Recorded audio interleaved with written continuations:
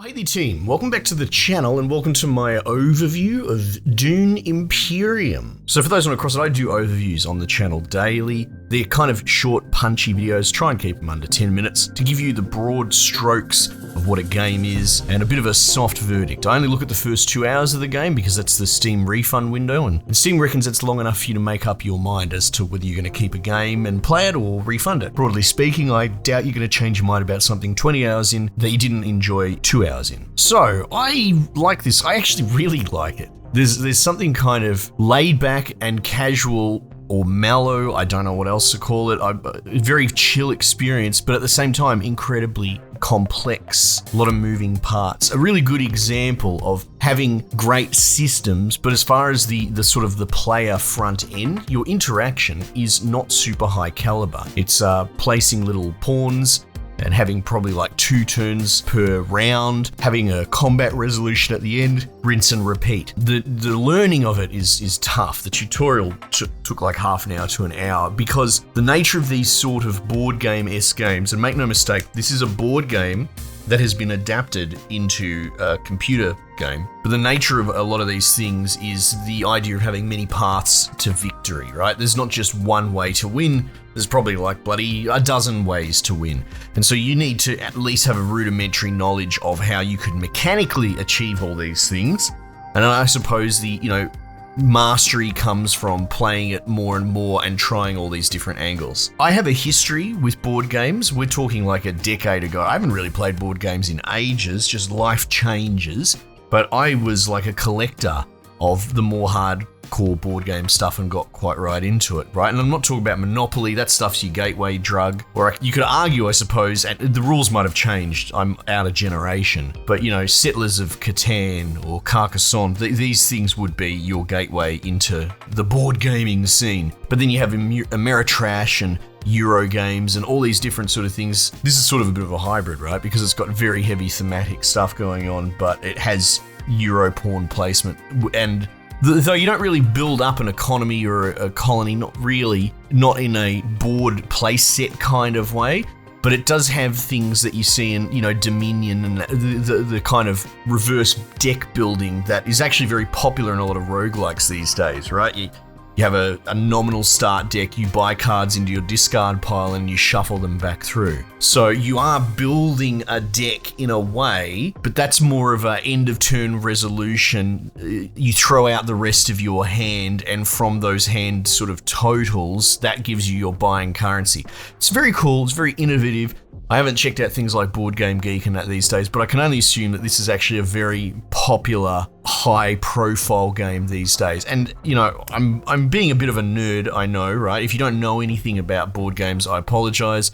But even, classics like Puerto Rico or Agricola, these were big ones when I was in gaming.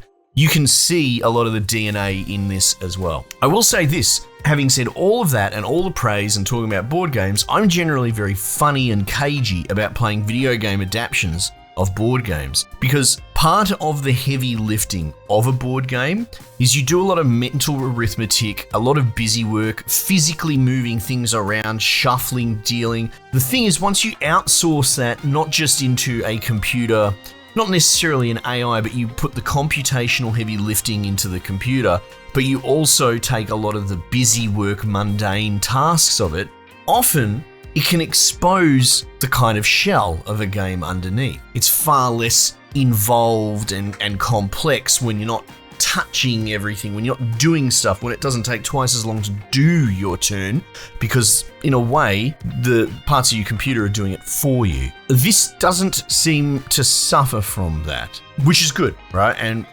that's sort of my attraction and interest in it. And on the other side of it, that was kind of why I was maybe a bit standoffish about giving this go on the channel. Is it going to change your mind about board games and that sort of stuff?